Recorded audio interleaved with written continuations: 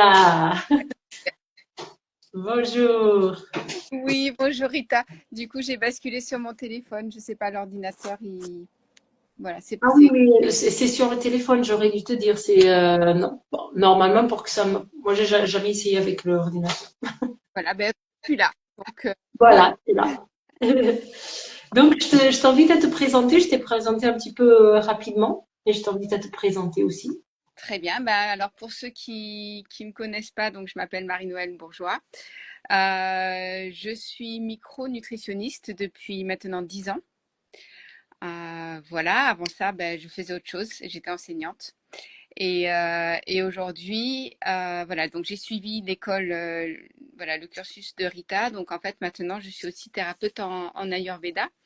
Et en fait, ça m'apporte voilà, cette grande richesse et possibilité justement d'avoir deux regards, ben voilà, ces deux regards sur la santé. Et voilà, je trouve ça très intéressant.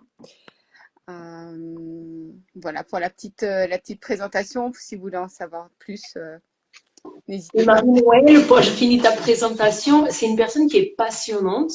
Elle habite dans un dôme. C'est un dôme que ça s'appelle? Oui, voilà, bah, en fait, on voit derrière, c'est un dôme géodésique. Donc, en fait, c'est une sphère avec une structure en bois.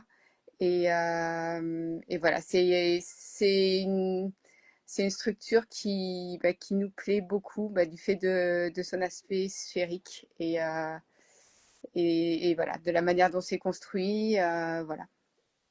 Donc en fait, Marie-Noël, elle est vraiment, ce qui est passionnant dans les échanges avec elle, c'est que elle est vraiment dans ce rythme de vivre comme un être de la nature, parce qu'elle est vraiment en contact avec la nature de façon assez permanente. L'électricité, c'est compliqué, etc. Donc en fait, elle vit vraiment en accord avec le lever, le coucher de soleil. Elle fait ses propres plantations. Elle mange les produits qu'elle a cultivés.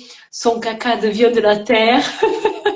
Moi, je m'en rappelle quand tu as décrit ça. Donc c'est passionnant. Donc là, aujourd'hui, l'objectif, c'est qu'on parle un petit peu de micronutrition et comment on va l'allier à l'Ayurveda. Mais si vous avez envie de lui poser des questions sur ce mode de vie, franchement, c'est quelqu'un qui est passionnant sur cette thématique-là. Donc, profitez du live pour ça. Et donc, pour la petite histoire, Marie-Noël, elle a fait partie de la première promo du cursus long au sein de mon école. Et aujourd'hui, je suis dans l'intention de faire évoluer l'école et de faire rentrer d'autres personnes qui ont une expertise différente de la mienne, mais qui est en collaboration. Et du coup, Marie-Noël, elle rentre vraiment avec ce volet micronutrition. Et ce qui est passionnant, c'est qu'elle arrive vraiment à faire les ponts avec l'Ayurveda, parce qu'elle a fait le cursus long et du coup, c'est pas donné à tout le monde, mais elle a réussi à bien intégrer les préceptes et à la mettre en place dans sa vie et pour ses clients. Et du coup, c'est la personne parfaite pour le faire. Donc, l'idée, je vous rappelle tous que l'idée des live experts, c'est que vous puissiez poser des questions. Donc, c'est que ça soit interactif. Donc, on mène un sujet. Donc, le sujet, c'est micronutrition et Ayurveda.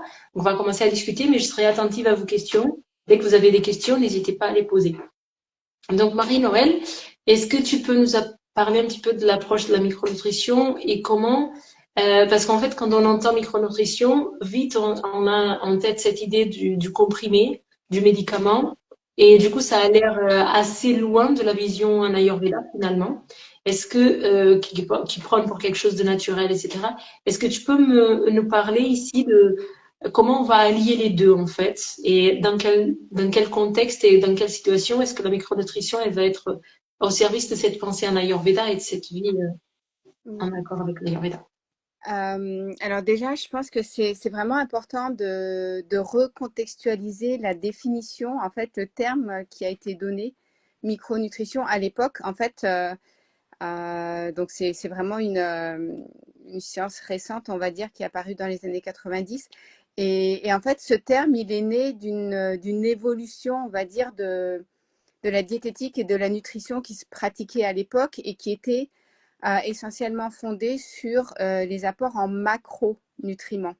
Donc, c'est ce qui est lipides, glucides, protéines et donc les aliments qui apportent de l'énergie. Et en fait, ces groupes de médecins, de scientifiques, de biologistes qui se sont concertés voilà, pour donner naissance à la micronutrition ont donné ce terme en référence aux micronutriments parce que on s'est rendu compte, donc les micronutriments, ce sont les vitamines, les minéraux, les acides gras, les oligoéléments, les antioxydants. On s'est rendu compte que c'était des toutes petites molécules dont on soupçonnait en fait l'importance cruciale et qu'en fait que même s'ils n'apportaient pas d'énergie, ils étaient fondamentaux en fait à notre santé. Du coup, le terme micronutrition, il vient de là et, et je trouve que c'est un terme qui est assez barbare. Il n'est pas rassurant et il fait peur parce que voilà, on pense, comme tu dis, micronutriments et on pense aussi micro, c'est tout petit, donc on va avoir des régimes où on nous supprime tout. C'est le retour voilà, qu'on a pas mal en fait. Et je pense que le terme, il pourrait être reconsidéré aujourd'hui par rapport à l'évolution en fait qu'a pris la micronutrition aujourd'hui, qui est en train de changer également par rapport aux années 90, 2000. Et du coup, comment on va aujourd'hui, concrètement, comment est-ce qu'on peut utiliser une pensée en Ayurveda tout en utilisant les outils en micronutrition? Donc, alors, voilà, il y a beaucoup de points communs. Alors, déjà, donc voilà, cette première idée que ces micronutriments étaient essentiels. Il faut comprendre qu'en micronutrition, on a une approche globale de l'individu et une approche fonctionnelle dans le sens où on a différentes fonctions dans l'organisme et que toutes ces fonctions sont connectées. Donc, on ne va pas traiter de façon symptomatique, mais on va vraiment traiter et travailler sur le terrain de la personne. Donc ça, c'est déjà quelque chose en fait qui ressemble à l'Ayurveda, qui ressemble aussi à la naturopathie. Et il y a vraiment un concept et un fondement essentiel à la micronutrition, c'est le concept de microbiote et, euh, et l'importance majeure en fait des microbiotes avec un S et de comprendre en fait qu'en fait on parle d'holobionte. En fait, nous on est vraiment un hôtel à bactéries, on va dire, et toutes ces bactéries elles communiquent entre elles. Et, euh, et ça fait aussi penser à l'Ayurveda dans le sens où voilà, il y a tous ces systèmes de communication, de vases communicants, on va dire, et que le moindre grain de sable, en fait, dans le mécanisme va influer sur tous les systèmes qui existent. Donc, cette notion de terrain, elle est vraiment fondamentale. Et cette notion de microbiote, elle fait vraiment penser à Agni, au feu digestif, parce qu'en fait, la première chose qu'on va regarder en micronutrition, c'est la santé du microbiote. Comme en Ayurveda, on va vraiment regarder ce feu digestif. Est-ce qu'il est fort? Est-ce qu'il est faible? Est-ce qu'on digère bien? Est-ce qu'on métabolise bien? Est-ce qu'on élimine bien? Ce regard, en fait, il est vraiment similaire par rapport à l'importance de la digestion. Parce on est ce qu'on mange, mais en fait, on n'est pas ce qu'on mange, on est ce qu'on digère ou ce qu'on ne digère pas. Donc voilà, donc ce concept de digestion, voilà, c'est aussi un point commun, ainsi que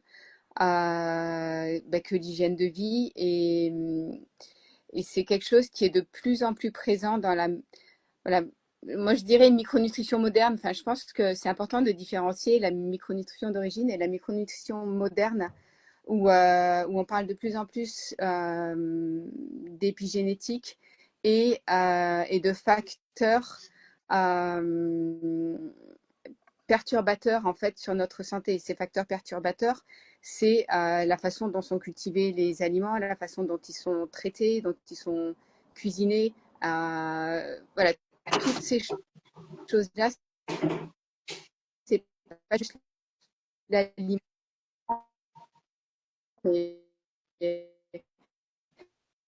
On te perd, Marie-Noël. Je ne sais pas si c'est moi, mais Voilà. je crois qu'on te perd Ça un petit peu. fait aussi appel à l'écoute. Vous entendez un peu? Vous pouvez mettre dans les commentaires si vous entendez bien Marie-Noël, si c'est juste moi. C'est peut-être moi, hein. Non, ça, pour moi, ça rame. Moi, j'entends pas du tout Marie-Noël. Vous l'entendez? Ceux qui sont ici ceux qui sont en direct. Je vois pas vos réponses aussi, donc peut-être c'est moi. Alors, parmi ceux qui sont là, vous pouvez mettre dans les commentaires, parce que là, je suis un peu perdue, j'ai pas du tout vos réponses.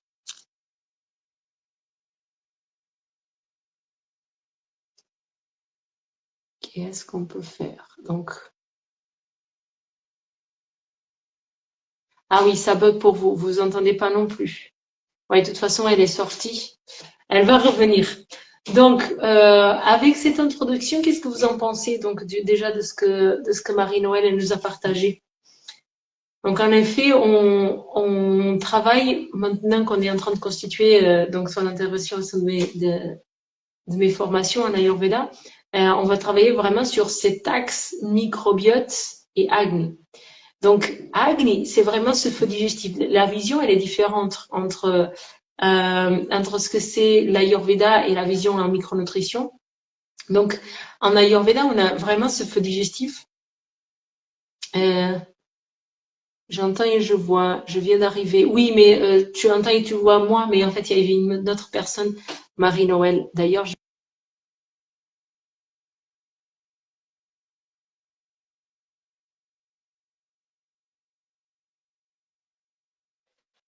donc, je lui ai envoyé un petit message sur WhatsApp pour voir si elle peut revenir. Mais comme elle habite dans un dôme, justement, je pense que ça fait partie des trucs avec Internet, ça craint un peu. Elle est là. Donc, je refais une demande. Hop, elle est revenue. Marie-Noël, essaye de te mettre dans un endroit où tu as plus de réseau, peut-être. Marie-Noël. Invitée. Donc, en attendant qu'elle revienne, il y a vraiment, l'approche, elle est un peu différente. Donc, le feu digestif, c'est vraiment un feu, on a vraiment cette notion qui chauffe du bas vers le haut et qui va permettre de transformer, c'est lui qui va permettre de transformer ces molécules, par exemple, une pomme qu'on va ingérer, qui puisse être transformée, à nouveau. Du coup, on t'entend pas. Tu es là. Donc, Marie-Noël, j'étais en train d'expliquer peut-être la différence entre la vision de feu digestif et le microbiote. Donc, je commençais à expliquer que le feu digestif, c'était quelque chose voilà, qui chauffait du bas vers le haut et qui permettait cette transformation de l'aliment qui était le non-soi pour qu'il devienne le soi, en fait. Pour qu'il puisse passer cette barrière. Donc, on transformait en plus petites molécules puisque après, cet aliment, en fait, dans la vision en Ayurveda, on a une vision par les 5 éléments. Donc, cet aliment, il va être divisé dans les 5 éléments et ensuite, ces 5 éléments, dans le feu, il y a le Bhuta Agni, donc un feu digestif spécial de chacun des éléments qui va permettre de faire cette conversion. Est-ce que tu peux dire un peu qu'est-ce qui se passe en micronutrition dans cette vision en faisant le parallèle? Donc, en micronutrition, en fait, le concept de digestion, il va être fondé sur la richesse Ah, on t'entend pas. en, en, en bactéries, en fait, de notre On t'entend pas, Marie-Noël. Je crois que ça va pas le faire.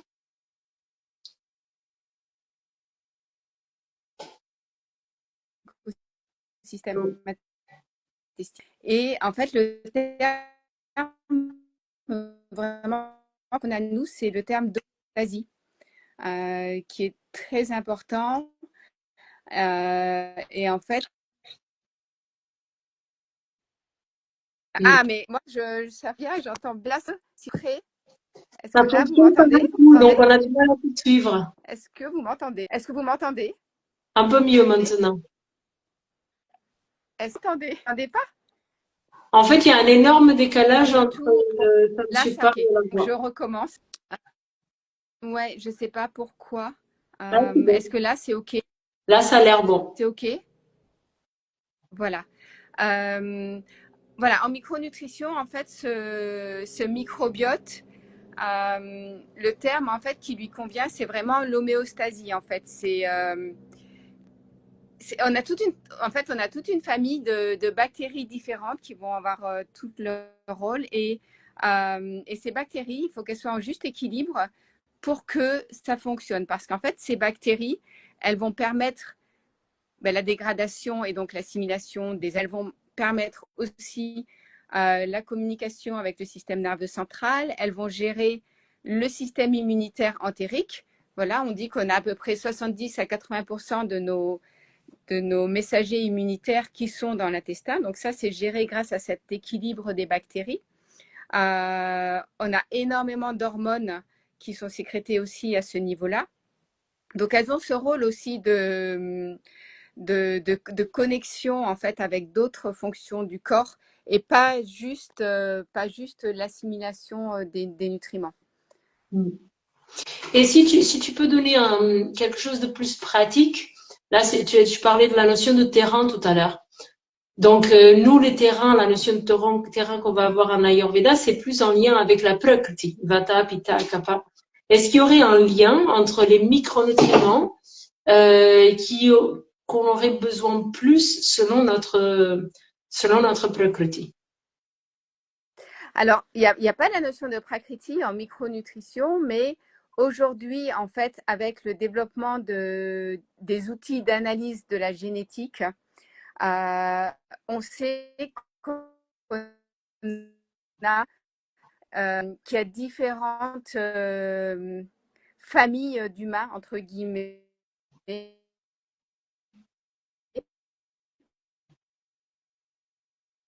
On ne t'entend plus.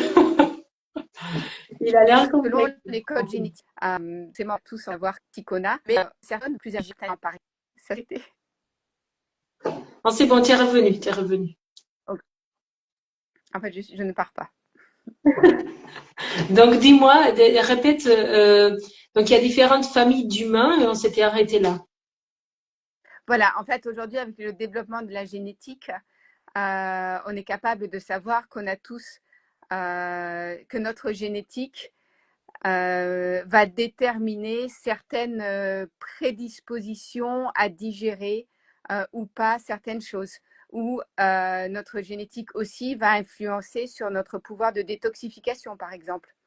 C'est un peu comme, voilà, si je chausse du 40, ben, voilà, j'ai un grand nez, j'ai des yeux bleus, et ben en fait, de la même manière, je vais avoir un système de détoxification qui va être plus puissant ou moins puissant que mon voisin. Je vais avoir des facultés digestives de certains types d'aliments différentes des autres personnes. Et du coup, vu de cette façon-là, comme en Ayurveda, on a besoin vraiment aussi de s'attacher à la personne et de comprendre d'où elle vient, son histoire aussi, pour voilà. Et donc, c'est pas juste on te dit la personne elle est de Prakriti Vata ou elle a des déséquilibres Vata, tu sauras pas donner un complément. C'est pas comme ça. Je sais pas si ça marche. Ça marche pas. Ça rame trop. Bon, les amis, je crois que le live aujourd'hui, c'est compromis. Des fois, ça dépend pas de notre volonté. Est-ce que par rapport à ce book que vous avez assisté, vous avez des questions? N'hésitez pas à les poser. Donc, en effet, la micronutrition, c'est cette approche, c'est une approche très moléculaire. Donc, c'est très différent comme base de l'Ayurveda, parce qu'en Ayurveda, on ne sépare pas vraiment les choses. Euh, dans l'approche en Ayurveda, on a vraiment cette notion de que c'est Vata, Pitta et Kapha, donc ce sont ces humeurs qui vont tout gérer dans le corps. Et dans l'approche en micronutrition, en fait, on va avoir beaucoup plus de paramètres, parce qu'on va avoir le magnésium, le potassium, le calcium, etc. Et en fait, tous, ils vont avoir des actions. Et c'est une vision plus en lien avec l'allopathie, donc c'est un système plus réductionniste, en fait. On va avoir cette approche où on va diviser les, elle est là à nouveau, on va l'inviter à nouveau. On va essayer de diviser le gâteau en plein de parties différentes pour essayer de comprendre la partie. Et en fait, on va comprendre que on va avoir besoin de certains micronutriments pour certains systèmes, pour certaines réactions. Donc, c'est pas si évident de faire le pont avec l'Ayurveda, mais ce que je trouve très intéressant, c'est de pouvoir donner des compléments en micronutrition quand on a un déséquilibre doshique en particulier. Est-ce que tu pourrais nous donner des exemples de ça, Marie-Noël, maintenant que tu es revenue? Oui, bah en fait, je voudrais surtout modérer cette tendance et mettre en garde en fait contre le fait que il faut surtout pas que la micronutrition devienne une forme d'allopathie de complément alimentaire parce que ça peut être des raccourcis très dangereux. Ce qui est vraiment important, et c'est ce concept d'enquête. On va faire la même enquête en Ayurveda, on fait une enquête également. En micronutrition, on fait une enquête. C'est-à-dire que si monsieur A manque de fer et monsieur B manque de fer, je ne vais pas les complémenter en fer, nécessairement. Je vais essayer de comprendre pourquoi il manque de fer. Peut-être que monsieur A, il faudra le complémenter, mais pas monsieur B, parce que il faudra travailler d'une autre façon et vraiment comprendre d'où vient ce déficit en fer. Et en fait, ça, c'est vraiment cette idée de fonctionnalité et de comprendre, OK, quel est où est la défaillance et traiter en fait ce déséquilibre en fait avant de complémenter systématiquement. Mm.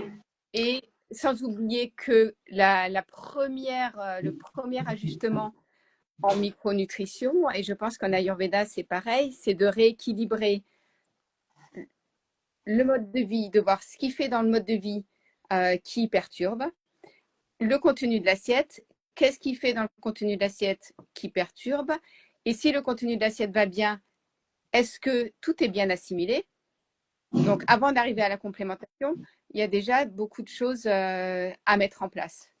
Sauf s'il y a vraiment urgence, forcément. Donc, par exemple, est-ce que tu peux donner un étude de cas pour que ça soit plus réel? Euh, oui. Alors, par exemple, ben voilà, bon, le cas du fer, par exemple, qui est quelque chose d'assez commun. Euh, voilà, il existe les nutriments, mais il y a aussi les antinutriments. Donc, c'est les choses qui empêchent l'assimilation d'autres nutriments. Donc, déjà, il faut regarder ça.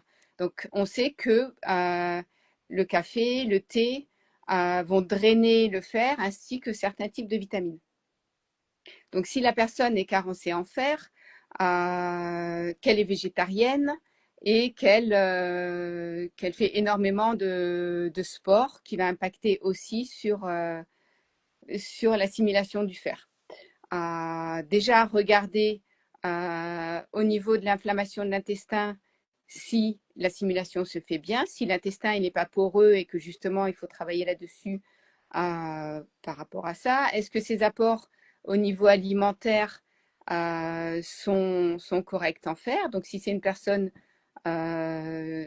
végane ou végétarienne par exemple, qui mange qui a que des apports en fer d'origine végétale, donc qui vont être moins bien assimilés, par exemple. Donc, trouver une solution qui est adaptée à ses souhaits également, c'est important.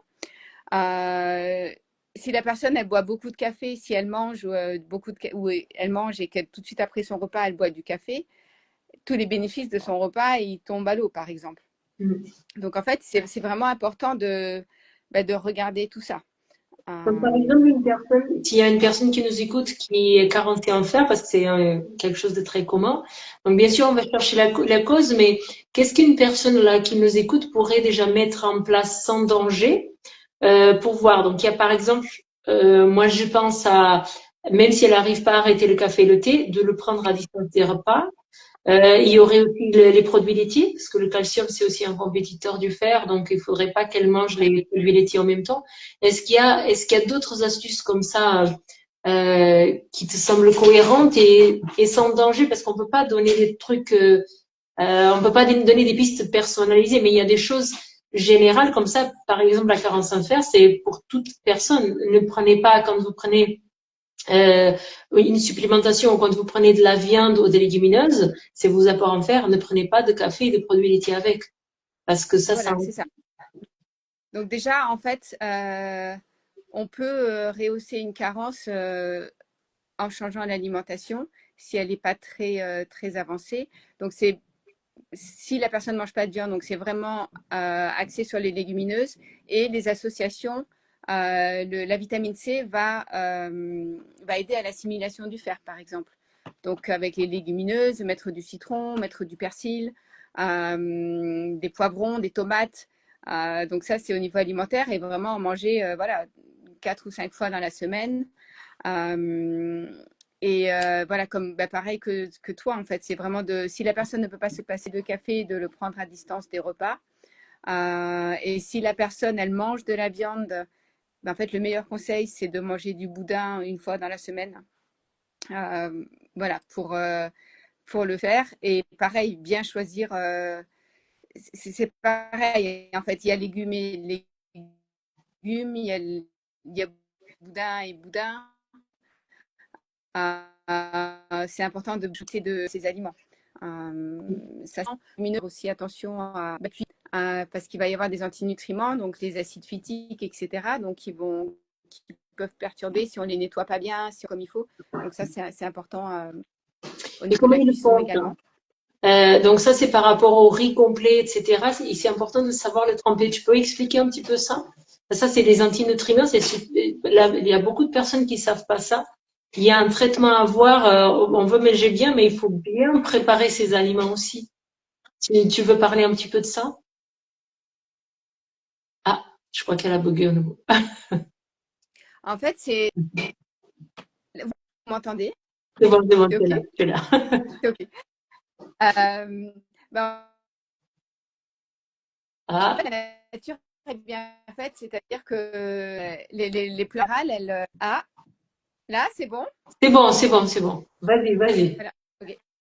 Donc les plantes, elles ont un système de protection voilà, sur leurs graines ben voilà, pour les protéger des prédateurs, des insectes, etc. Et voilà, il y a pas mal ben, notamment les phytates, et qui sont toxiques également pour nous. Donc ça, on les trouve dans les céréales, dans les légumineuses essentiellement. Et donc c'est pour ça que c'est important de vraiment bien tremper. Voilà, si vous avez des lentilles, vous les trempez, tout ça, il faut bien les tremper. Jeter l'eau de trempage et ensuite les cuisiner. Donc en fait, il y a plusieurs façons euh, qui, qui peuvent nous aider à nous débarrasser de le rinçage, la cuisson, mais aussi la germination. Mm. Donc si vous faites des baies, vous chiche ou quoi, bon, vous savez que là, c'est OK. Et il y a bien sûr la fermentation. Donc la fermentation, elle permet de se débarrasser de ces choses-là. Si vous prenez du tofu, par exemple, c'est toujours mieux de prendre un tofu lacto-fermenté. Parce que là, vous savez qu'il est débarrassé en fait de ces molécules toxiques. Après, vous prenez une fois, c'est pas grave, mais si tous les jours, voilà, si tous les jours vous en consommez, ben voilà, c'est comme tout, un petit peu par petit peu, ça fait beaucoup. Et pour les personnes qui sont par exemple véganes, où est-ce que tu conseilles, comment tu conseilles d'aller chercher le côté protéines? Donc ça, c'est une question que je trouve que c'est intéressante là pour le tout public parce que on n'est pas forcément informé, on change de régime alimentaire, mais du coup, on se carence parce qu'on ne sait pas où trouver la bonne quantité de protéines. Et ça, c'est vraiment important. En fait, quelle que soit la raison de ce choix, il ne faut pas qu'il soit au détriment de notre santé. Et ça, c'est vraiment essentiel, en fait. Donc les personnes, voilà, et je pense surtout aux jeunes, en fait, voilà, qui décident de devenir vegan ou végétarien pour quelque raison que ce soit, c'est OK. Mais allez voir quelqu'un, en fait, pour qu'il vous donne, en fait, les guidelines, en fait, les pistes à suivre pour pas être carencé. Donc, il y a des produits aujourd'hui qui sont peu connus chez nous. Vous m'entendez là? Oui, oui, c'est bon. Euh, qui sont consommés notamment en Asie. Je pense au tempeh, par exemple. Donc, le tempeh, qu'est-ce que c'est? C'est en fait, la fermentation, elle permet une meilleure assimilation des nutriments. Donc, c'est super intéressant. Et les légumineuses, justement, qui contiennent ces phytates, etc. En Indonésie, en fait, il existe quelque chose qui s'appelle le tempeh. Donc, ça va être soit des pois chiches, des lentilles, des haricots, qui sont fermentés. Donc, on en trouve dans les magasins bio, mais bon, forcément, ce sera jamais aussi bon que si vous le faites vous-même. Mais c'est déjà ça, en fait. Parce qu'en fait, c'est très riche en protéines. Il y a 20% de protéines. C'est comme dans un steak de bœuf, en fait. Donc ça, par exemple, c'est vraiment un super aliment, en fait, de manger du tempeh. Euh, le miso, c'est pareil, en fait. Le miso, c'est très, très riche en vitamine B, en vitamine B12. En fait, c'est des aliments que nous, ici, enfin, dans cette culture, on n'a pas l'habitude de consommer, euh, mais qui sont consommés dans d'autres pays. Et c'est important aussi de regarder ailleurs ce qui se passe pour s'en inspirer.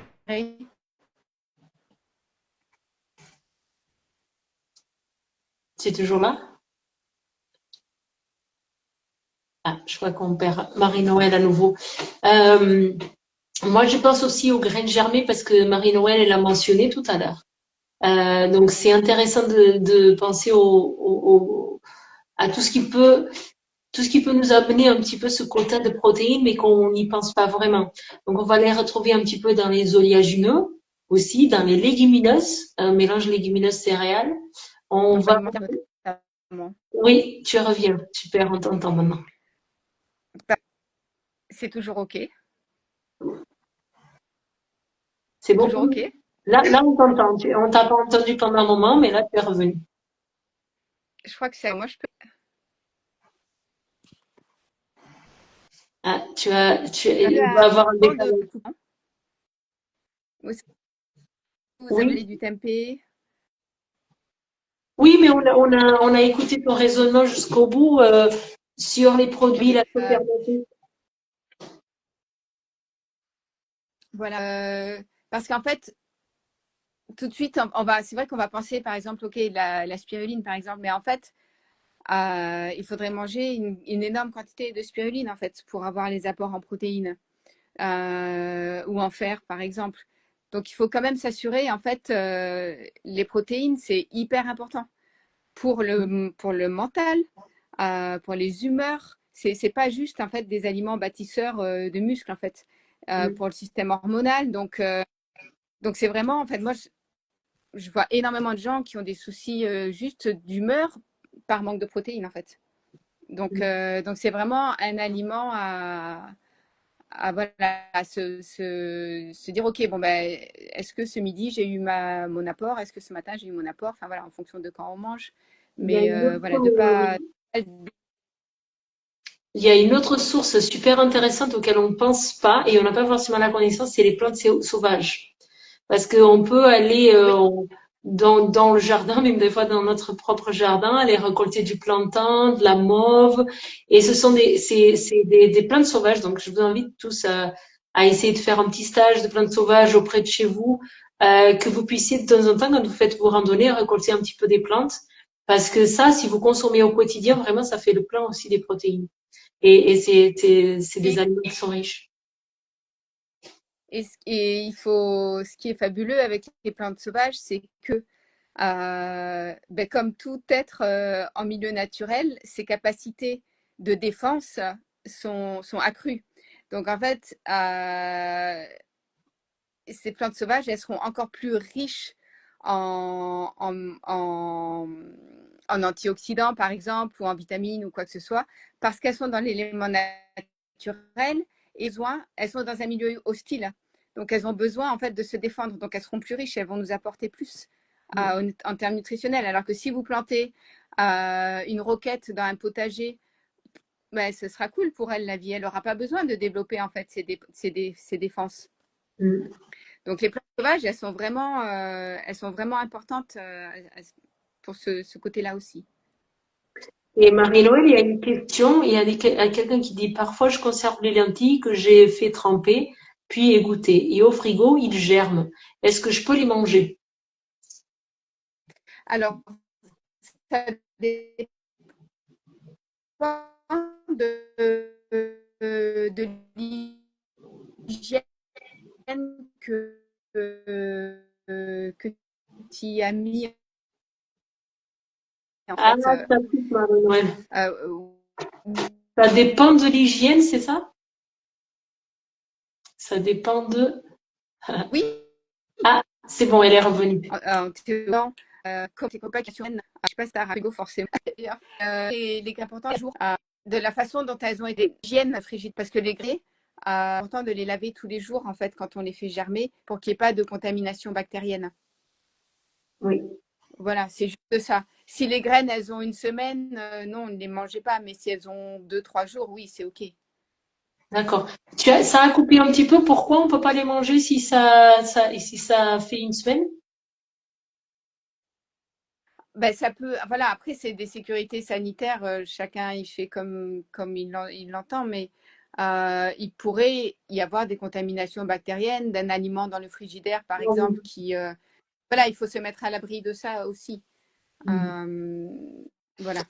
Et aussi, en fait, quand les graines elles commencent à germer, il y a un certain niveau de germination parce que si la graine elle germe trop, en fait, elle devient très puissante. Il n'y a pas ça en micronutrition aussi, Marie-Noël? Et du coup, ça Ça, peut justement nous plomber. Si, bah, normalement, quand on a les graines germées, mais c'est pareil avec les lentilles, si ça commence à faire des petites feuilles, là, c'est trop tard pour les consommer. c'est Tu ça. peux expliquer pourquoi? Mais ça, je crois que c'est surtout, on en parle surtout en naturopathie. Donc là, je ne suis pas spécialiste en fait de la graine germée. Peut-être que toi, Rita, tu peux Oui. expliquer, mais c'est un stade de développement qui change.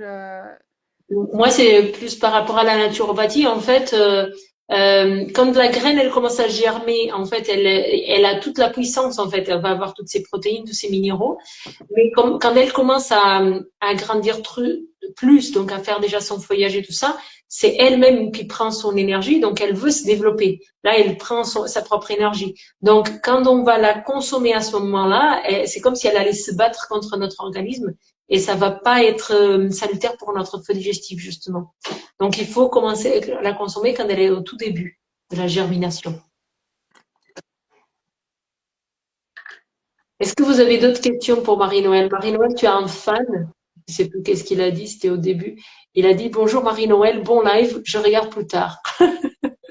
C'est Gmail Groom. Merci d'être, merci d'être venu. Euh, voilà, donc j'ai pas d'autres questions pour le moment. Qu'est-ce qu'il y a comme euh, problématique majeure que tu as au cabinet, toi, en micronutrition? Essentiellement, c'est vraiment, voilà, moi je parle de dysbiose et d'inflammation.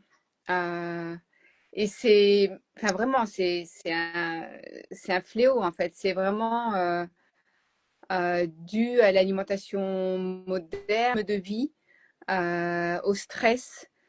Euh, c'est vraiment ça en fait que,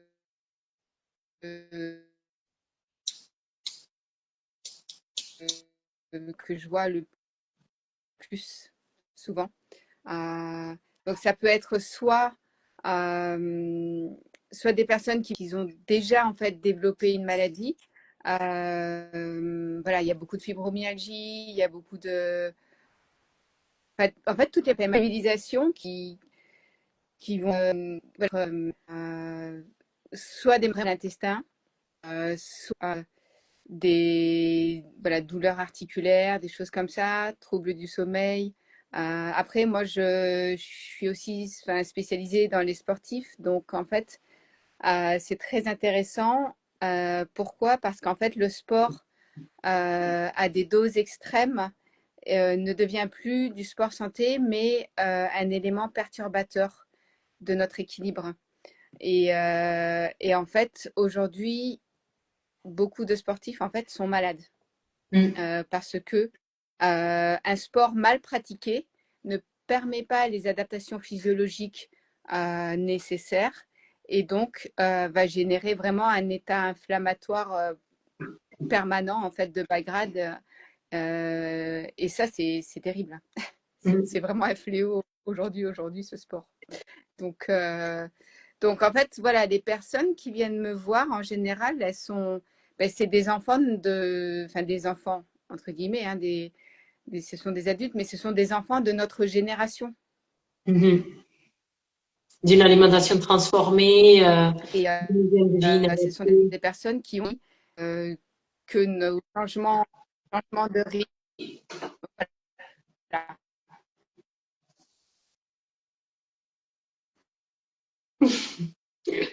On a vraiment du mal aujourd'hui.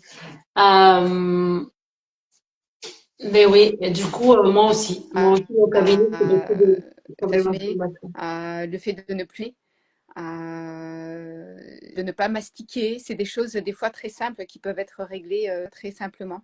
Pas Mm. coupé. Et très simplement, est-ce qu'il y a des étapes que tu pourrais dire comme ça au tout public pour une personne qui a un problème d'inflammation? Qu'est-ce que tu recommanderais? Donc, on part sur l'alimentation, hygiène de vie, bien sûr. Tu peux donner trois, quatre astuces générales comme ça Oui, qui alors, peuvent être appliquées à tout le ouais. monde. En fait, moi, ce que je souhaite et c'est ce que j'enseigne aussi dans les stages que je fais, c'est la première chose, en fait, c'est que la personne, elle soit à l'écoute de ses ressentis. Parce que aujourd'hui, on banalise trop de choses qui sont en fait, voilà, comme les maux de ventre, les maux de tête, les ballonnements, les troubles du transit. Euh, c'est souvent banalisé. Et alors que c'est pas normal d'avoir des ballonnements, c'est pas normal d'avoir sommeil après manger, c'est pas normal de se lever fatigué, c'est pas normal de voilà d'avoir des migraines quand on a ses règles par exemple. Quand on a nos règles, on est fatigué, mais c'est pas une pathologie, donc on ne devrait pas être cloué au lit.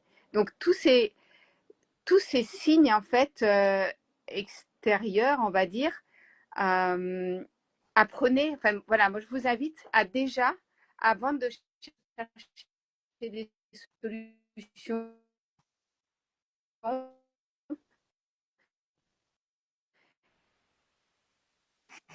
la solution elle est en vous parce qu'en fait si vous ne prenez pas comment votre corps, vous ne pourrez pas chercher ce qui vous fera du bien ou alors ce qui vous fait du mal. Je ne sais pas si vous m'entendez toujours. C'est bon, c'est bon. Vous m'entendez? Oui, d'être dans son observation.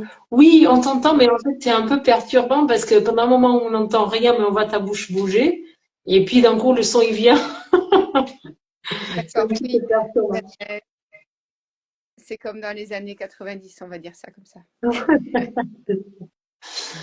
Bon, mais Mais oui, pour poursuivre, en fait, euh, moi déjà, je vous propose de faire votre propre enquête. C'est-à-dire que si, tiens, bah, voilà, à midi, vous mangez et après manger, vous avez des ballonnements. Voilà, posez-vous la question, qu'est-ce que j'ai mangé au total, demain, si je fais la décision de chemin. Et là, voilà, vraiment, la première chose, la plus simple, c'est prenez le temps de manger tranquillement, sans stress, sans vous agiter. Voilà, déjà ça, vous verrez une énorme différence. Avant tout le reste. Et moi, je dirais aussi éviter les produits transformés. En fait, tout Ah, mais ce que complètement. vous achetez, que vous savez, vous sauriez pas le faire. En fait, vous sauriez pas le cuisiner vous-même. Toutes ces choses-là, en général, c'est là où il y a le plus de transformation. Donc, à la limite, acheter une pâte brisée, c'est moins grave, vous voyez, que d'acheter un plat tout préparé. Donc, plus la chose elle est, vous auriez du mal à savoir comment elle a été fabriquée. moins vous devez être attiré par ce genre de choses. Parce que ça, vraiment, cette consommation d'alimentation industrielle, ça crée beaucoup ces syndromes inflammatoires. Vraiment. Oui, Et voilà. Et oui. oui, et en fait, là, c'est la même chose. En fait, en Ayurveda, on dit que, ou, je sais pas si c'est toi qui le dis, Rita, mais que c'est la même chose en micronutrition. Le corps, il ne reconnaît pas un aliment industriel, un aliment qui a été transformé, on ne le reconnaît pas. Donc, quand on ne reconnaît pas, eh ben, voilà, on a toute une brigade, en fait, de, voilà, de messagers de l'inflammation dans l'intestin. Et cette brigade, voilà, on a les artilleurs, on a les arrières, ben, voilà, ils sont tous, ils se mettent là. Et pip, pip, ça, je connais pas, je sais pas quoi en faire. Inflammation, inflammation. Donc, une fois, ça va, mais si c'est tous les jours, c'est là où la pathologie va arriver. Et, euh, et vraiment, en fait, c'est une épidémie. Hein. C'est vraiment une épidémie, ces aliments transformés. Euh, Prenez la margarine, par exemple. Avec, voilà, il y a énormément de publicité. La margarine avec de l'huile de colza. L'huile de colza, c'est liquide. Votre margarine, elle est solide. Il y a bien un problème. Il s'est passé quelque chose. Donc, voilà. Mais mettez en question quand même. Voilà, il y a quand même beaucoup de voilà d'industrie derrière, de lobby, etc. Et en fait, je crois que c'est comme dans tout dans la vie. Plus c'est simple, eh ben mieux c'est en fait. Voilà. Et ça ne nécessite pas nécessairement des heures de cuisine. On peut aussi, parce qu'en fait, c'est quelque chose qui revient dans les consultations, c'est que de plus en plus de monde cuisine de moins en moins. Et donc, en fait, la question, c'est toujours, ah ouais, mais j'ai pas le temps. J'ai pas le temps. Mais, mais cuisiner, ça fait partie Cuisiner, ça de... prend pas énormément de temps si on fait un truc simple aussi. On peut faire à Voilà. base de salade de riz, salade de quinoa. Euh, Ça fait partie de notre l'humain. C'est un moment où vous êtes... Ça coupe. Ça a coupé. Ça a coupé, mais c'est bon, tu es revenu. On t'entend. On t'entend, tu peux parler. Voilà. Euh, voilà, donc en fait, ce que je disais, c'est important de se réapproprier aussi les gestes de cuisiner, même si on peut cuisiner quelque chose de très bien en 10 minutes, un quart d'heure, mais de prendre le temps de ces 10 minutes, un quart d'heure, parce que ben, la digestion et donc l'assimilation et donc la non-inflammation, elle commence aussi avec voilà, la vision de l'aliment, l'odeur, le palpable. Tout ça, ça fait partie en fait de, du processus de digestion.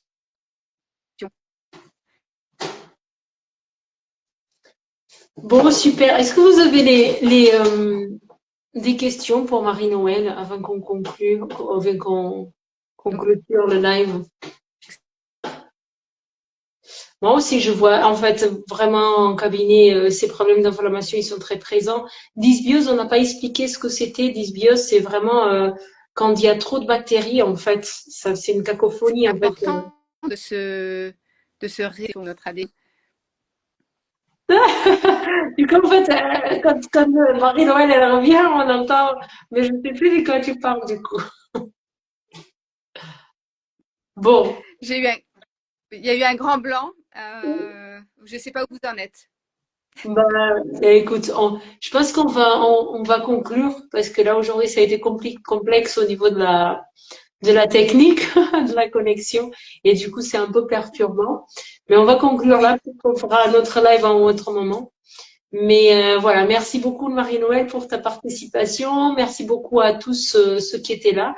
Si vous voulez en fait pour après ceux qui regardent en replay, si vous voulez poser des questions après un commentaire, vous oui, pouvez, on répondra. Voilà. voilà. Merci Merci Rita pour beaucoup. ton invitation. Merci à vous. Et n'hésitez pas si vous avez des questions, on est là pour y répondre. Oui. Merci. Merci. Ciao, ciao.